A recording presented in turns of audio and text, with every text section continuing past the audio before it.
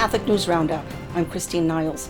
Today's June 8th, 2026. Here are this week's top stories. In France, 6 Catholics were arrested for refusing to leave church. On June 6th, police forcibly removed young men chanting the Ave Maria in Saint-Laurent Church in Paris. They were protesting a sacrilegious event titled Nuit Blanche, or White Night, which featured artistic displays critics are calling blasphemous, including something called the Panting Jungle, held in Saint Louis Chapel in Tenon Hospital, featuring demonic-looking creatures.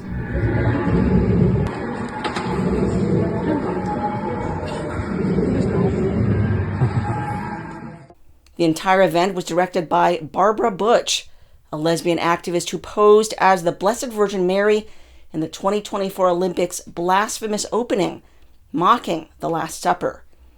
The men arrested are allegedly members of the far-right political group Civitas, dissolved by the French government in 2023 over what officials claim were anti-Semitic and Islamophobic remarks.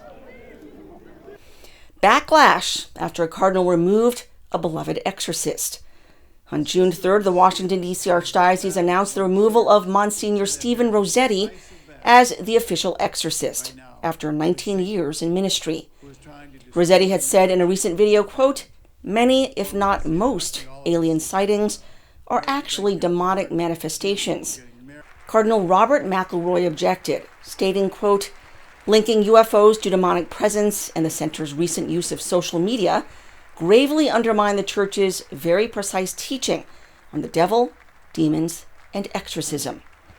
The statement failed to explain how Rosetti's stance undermines Church teaching, especially since the Church has no official teaching on aliens or UFOs. Hundreds of Catholics have weighed in, blasting the cardinal, including canon lawyer Father Gerald Murray, who argues that Rosetti may have a canonical case for his unjust removal. The Archbishop asserts that this is grave violation of Catholic teaching. You have to cite the teaching, because the idea that a priest who thinks that UFOs are a manifestation of a demonic power, that's not forbidden in Catholic theology. Now, whether he's right or not, that's another question. Maybe they are, maybe they aren't. But, these are grave consequences that he suffered. His name has been impugned. He lost his office. His institution, he says he's going to move it to another place. In other words, the thing he was doing, the diocese supported that. So that should not happen without clear proof that the charge is actually a valid charge. Cardinal McElroy is considered among the most liberal bishops in the Church, claiming that climate change is a greater threat than abortion, minimizing the importance of chastity, downplaying the sinfulness of adulterous unions and same-sex activities, and pushing for Holy Communion to be given to pro-abortion politicians. Watch our special report, McCarrick's Heir in D.C., to learn more about McElroy, his roots, and his rise to power. A popular YouTuber is being blasted after aborting his Down syndrome baby. Jesse Ridgeway announced on social media last week that he and his wife ended the life of their 21-month-old unborn child after learning that he had trisomy 21. After a lengthy post explaining all the problems with Down syndrome, he wrote, quote, "I didn't realize just how rough it is for the child, let alone the family." Thousands responded in horror, including public figures like Dr. Abby Johnson, who tweeted, "This right here is why abortion should be criminalized. Case closed." Oxford physician Dr. Callum Miller wrote, "I'm sorry you murdered your child because he or she didn't pass quality control. You should be in jail."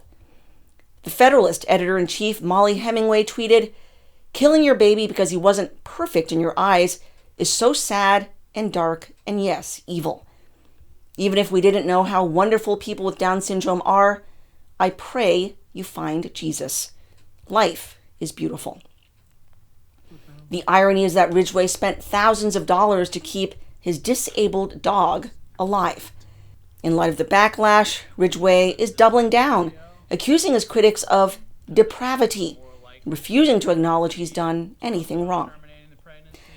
And turning to Detroit, a crime-fighting traditionalist priest.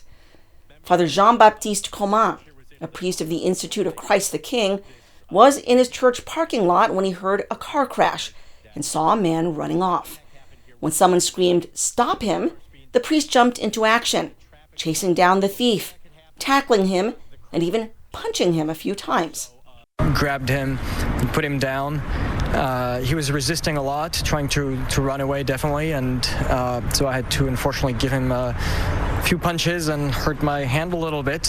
Nothing major, but making sure that there was no threat, since I didn't know if he had a gun, if he had a weapon. And it was definitely, suspicious behavior and probably guilty of the accident. As soon as I had the police officers take care of this gentleman, I rushed back to the lady, make sure, if she needed the anointing of the sick or a blessing or something.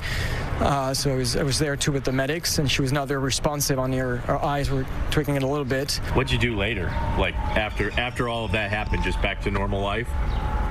Yes, I went and had to do my prayers as usual and have dinner with the community and... Wow, just another day. Just another day in the D. The 18-year-old had allegedly stolen a car, then crashed it into another car, and was fleeing from the scene when the priest tackled him.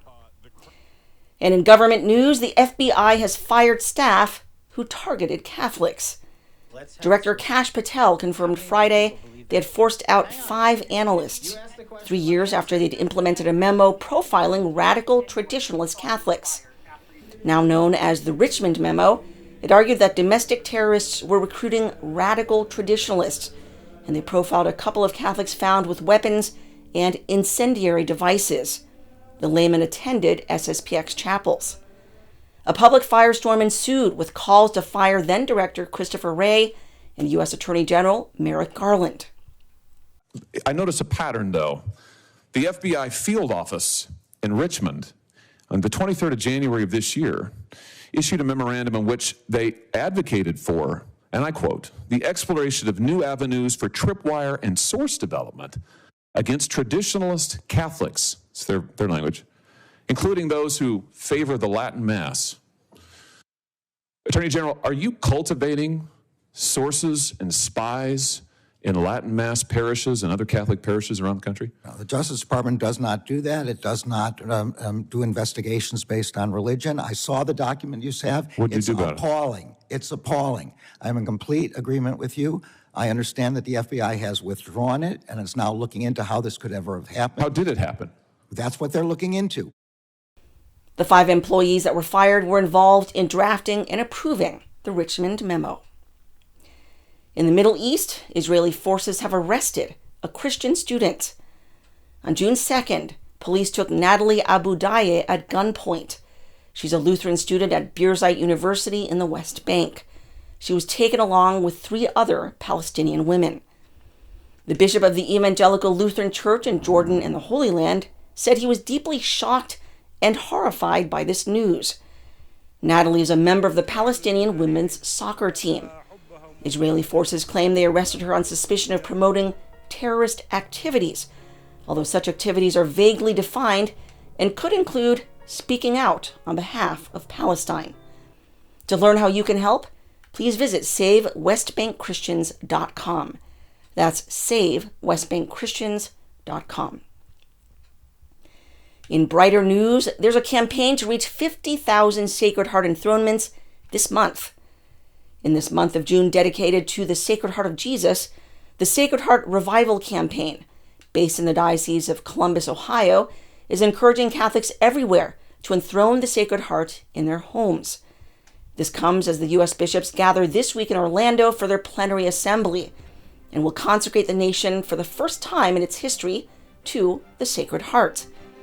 And as a personal reminder, don't forget to fly your Sacred Heart banners and flags outside your homes and workplaces this month.